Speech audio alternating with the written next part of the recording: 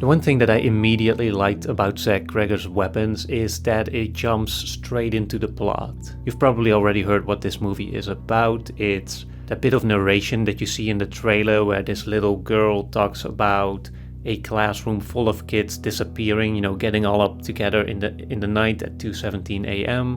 and just running off into the darkness.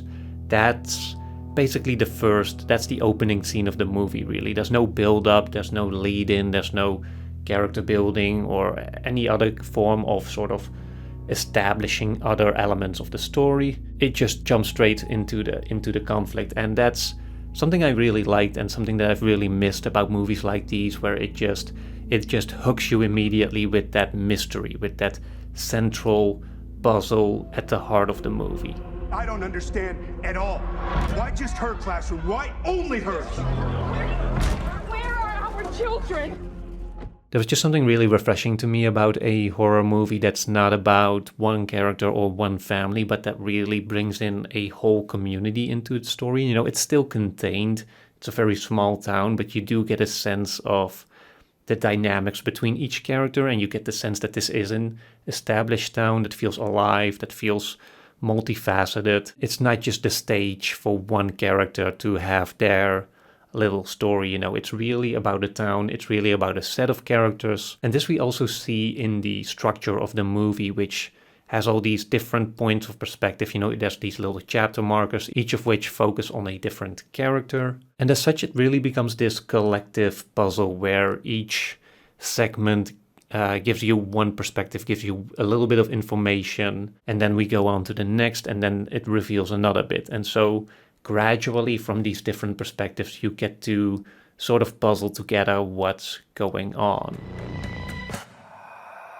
After seeing the first trailer, or not even seeing the full first trailer, I saw that opening bit with the little girl narrating, and I immediately clicked away because I felt like this is going to be one of those movies where you want to know as little as possible. And so that's what I did. I went into this one not knowing anything except for that central premise, which turned out to be like the literal opening scene. This is where the story really starts. And as such, I found it a really enjoyable experience, but also a somewhat conflicting one in the later aspects of the movie. I won't go into spoilers yet, but there's a general challenge with mystery movies where it's relatively easy to hook audiences with a great mystery or a great puzzle right at the beginning, as this movie does. But then, as with any mystery movie, the problem comes with tying that all together in a satisfying resolution. There's always a sort of tipping point in these movies where you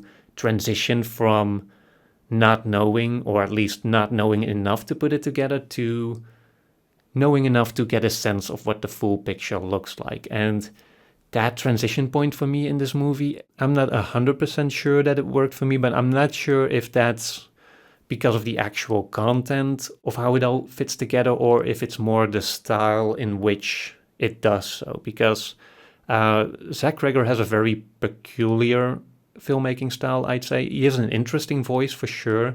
He made Barbarian before this, which I liked it. But he has a very strange mix of horror and suspense and comedy, and I mean comedy to the point of slapstick and farce. And I'm not sure to what extent it gels together.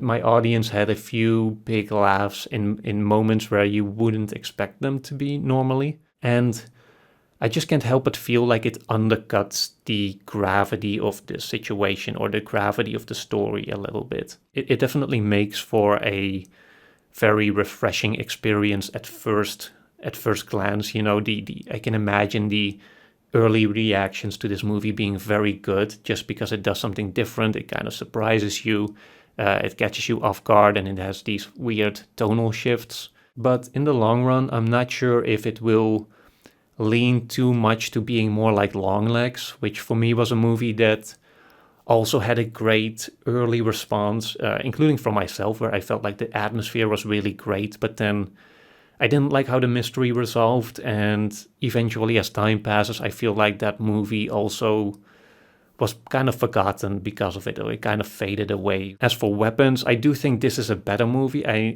And I'll talk about that later when I'll get into spoilers, but it's very hard to talk about this movie, by the way, without getting into spoilers, because there's a lot of things that weren't revealed in the trailer that kind of play into the story from early on and that I won't reveal here if you haven't seen it. But what I was going to say is that there are some things that the movie does that I found interesting and that for me kind of redeemed it from being like Longlegs, that just has a great mystery, a great atmosphere, and then fails to stick the landing because of a flawed resolution. I do feel like this movie is doing some things that I'm still digesting, but that I do feel have more substance than it might initially appear, that might initially seem so. Because that's another thing that I feel like has been being talked a lot about in the context of this movie is the question of what is it about. You know, it feels like a movie that sets up a lot of things, that hooks into a lot of various cultural, psychological elements, but then in the end, it's not saying something definitively. It's not saying something with like a capital S statement. And that discussion has probably been the most interesting to me because I feel like we've seen a lot of horror movies in recent years that are just obvious metaphor for trauma. You know, movies where you kind of figure out what the whole thing is about from the first 20 minutes or so. And then it kind of undermines the impact of the movie as a whole, because if you can figure it out from the first 20 minutes, the metaphorical layer, it kind of falls apart. If it's just like, oh, this is generational trauma, you know, the Wolfman is my abusive father or whatever. And so I think Weapons was interesting in that sense that it doesn't foreground its thematic content in that same way. It's not obvious, it's not didactic in a way that it's immediately telling you like, oh yeah, this is a movie about this subject. And so all of this is basically just an allegory for that thing, or this is just a symbolic metaphor for that thing. You know, it's a little bit more abstract. And it's interesting to see audiences, including myself, struggle with that a little bit. Because, you know, there's a fine line between not being didactic about the thematic content and just not having any at all. You know, even within the own text, you know, it doesn't feel like this movie has a strong statement or message. I don't think it has nothing to say. I think there's definitely a lot of strong and interesting thematic elements that it has going on. But then again, I'm also not sure if it has enough punch to really insist itself upon us in a way. You know, if it really has if it has enough strength to power through and make that deeper connection that makes the audience want to bite into this movie a little bit more.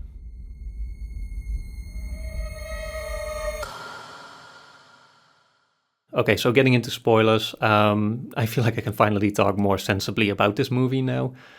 But, you know, the big elements that weren't revealed in the trailer and that ended up being a huge element in the movie and also a big part of the resolution is, of course, the one kid that doesn't run away. The second thing is the reveal of the witch, or Aunt Gladys. For me, when she was first introduced, that's when I felt like that was like an uh-oh moment for me, where I was like, okay, you know, we have all this mystery and now there's a witch. And so when you introduce a supernatural element like that, Longlegs did the same.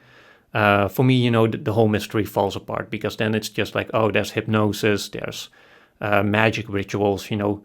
At that point, just anything goes, and any resolution would just kind of lose some of its sophistication. That's when I felt like the movie was in trouble. I was afraid it was going to be like Longlegs, where it kind of just made this turn like, oh, it's a supernatural entity in the end that's doing all the mysterious things, and that's the end of it. But where this movie kind of saved itself from that feeling for me is that it's not so much a reveal as it is another catalyst for the plot, because at this point we enter into a whole different chapter from the perspective of the little kid that was left over, and we see him basically be the victim of a very abusive house environment or home environment. And that's for me where it felt like the supernatural element wasn't just an easy way to resolve everything, but rather it was just another ingredient in a greater effort at telling a greater story, basically.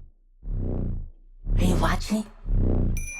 I think one thing that became very apparent throughout this story is that with each chapter, with each character that we get to meet, get to see them from their perspective, and you get to see all the problems and struggles they were having that they were kind of hiding in the other stories. The teacher turns out to be an alcoholic, or someone who's also struggling with her own life. The father, played by Josh Brolin, he seems very protective of his child, but he also reveals himself to be, or to not have been, a very loving dad, and his kid turns out to be a bully. And so all these chapters, they kind of reveal some trouble, some pain, some trauma that the characters have been dealing with, and they've kind of hiding in their own basement. And in their interrelations, they also establish this dynamic where none of these characters want to deal with their pain on their own. The teacher makes the cop cheat on his partner and relapse in his alcoholism. The father,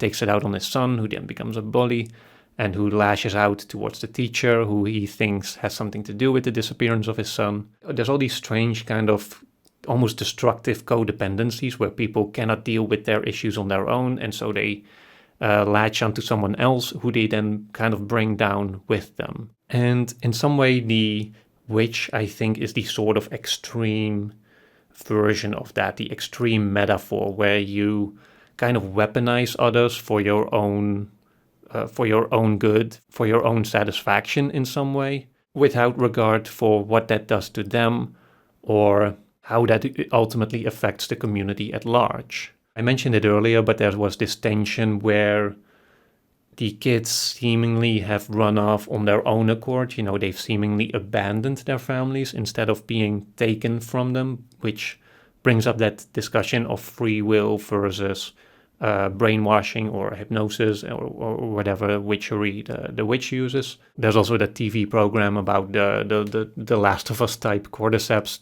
the parasite that infects your brain, which was a little on the nose. I always think it's a little bit silly to have characters watch some kind of TV program that happens to be thematically relevant to the plot. But anyways, there's this friction between something that seems voluntary, that seems like it happened of the own free will of the characters, where in reality it might be because they were being bewitched by some other force around them. In this sense, it kind of reminded me of Eddington in a way, where it's more of this portrait of a community that's just been completely torn apart by various factors, and that really becomes like a story of what have we done to each other? What have we become? Everyone's kind of broken in their own individual way, but that harm also compounds when these characters then interact with each other, and it worsens, and there's the question: at what point can it tear a whole community apart? At what point does the collective break from all these little stabs of individual pain and trauma? And this is where the movie, I think, builds to a sort of hopeful ending. It's kind of bittersweet, where all the children end up being saved, but none of them are really freed from the spell that they were under. But where I feel like the movie was trying to offer a glimmer of hope here was in that idea that no matter how broken a community is, or how broken all the individuals in one layer of a community are, on a sort of generational level, there is a greater resilience.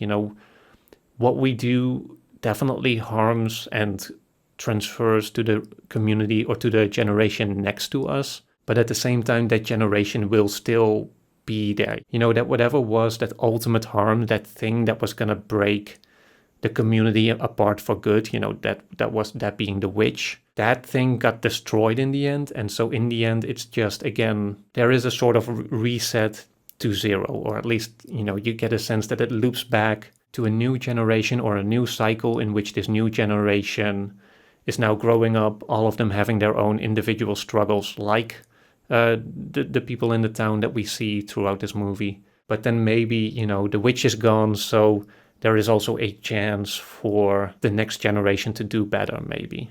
And so, yeah, that's basically my hopeful interpretation of this movie, the sort of cyclical elements of generations and the way cultures and communities can seem like they tear each other apart to the breaking point, but that the next generation always has enough resilience to at least save themselves from total apocalypse, and then whatever happens next is up to them, and whatever personal traumas, whatever grievances they bring with them. The thing is that the witch never wins, essentially. The older generation can never sort of devour completely the younger one, because that's what the witch was trying to do, right? It's not made as explicit, but she's sick, and she tries to leech off of their youth or their life force, I guess, in some way or another. But she fails, and she fails not because the adults stopped them, but she fails because the kids stopped them. That's a very deliberate statement, and one that I haven't seen too many people talk about yet, the specific idea that the kids end up being saved by themselves in some way.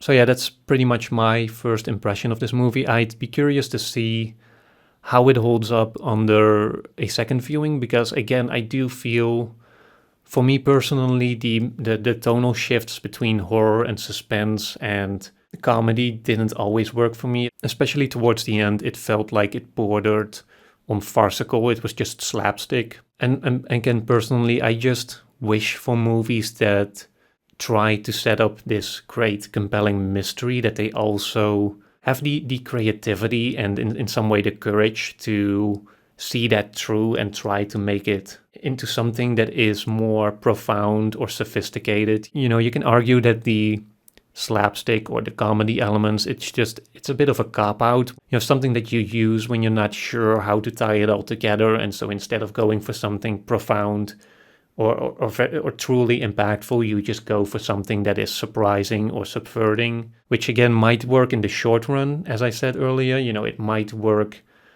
in the opening weekend or the first few weeks of the movie when people just are surprised by what's happening. But I always feel like it ends up being that effect, like throwing a piece of paper into a campfire, where it suddenly lights up and very intensely for a second, but then it's just gone just as quickly. I do not wish this to happen for this movie, because I did genuinely enjoy it, save for a few parts where I felt like the comedy was just taking me out of it a little, and that's the only thing where it left me wanting a little bit more emotional resolve than just like, oh haha, they're chasing the witch through all the houses and tearing her apart limb by limb.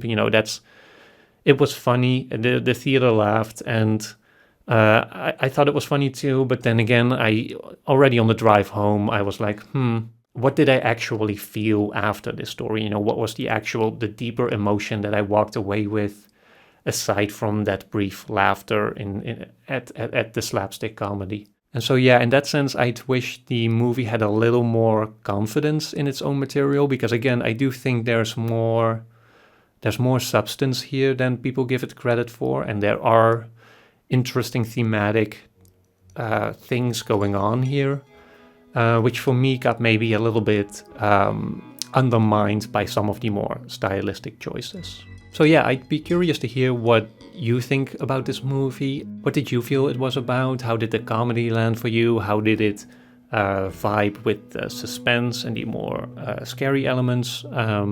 Yeah, let me know in the comments, and I'll see you in the next one.